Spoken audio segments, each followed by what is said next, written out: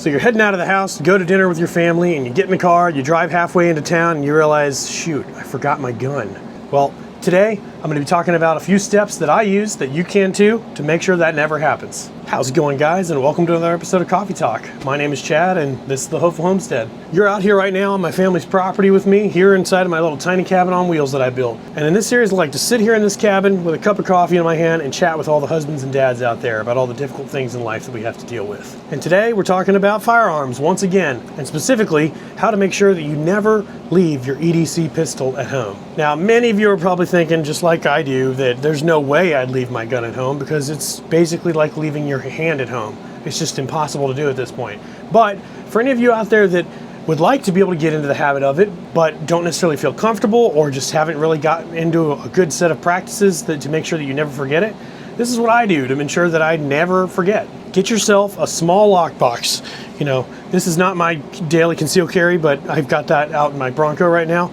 But this is similar. Snub nose revolver is what I carry on the daily for pocket carry. An original Colt Cobra, actually. But you're gonna get yourself a little lockbox for guns that's small enough to just barely be the size you need for the pistol you carry every day.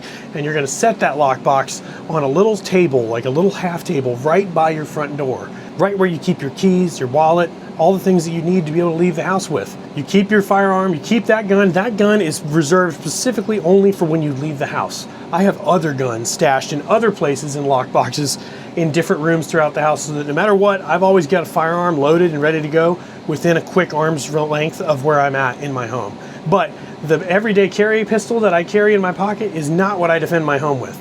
So I keep that literally right by the front door in that little lockbox with my wallet and my keys literally sitting on top of that box, so that when I'm leaving, I have to literally grab my wallet and keys right from the box where the gun is, and it makes it almost impossible to not see it and forget it when you're leaving the house. And that philosophy has worked for me so far. And then when you get home from where you're going, it's pretty easy because you get home, you open the box, drop your gun in, shut it, lock it, and put your keys and wallet down, and you're home and you're good to go.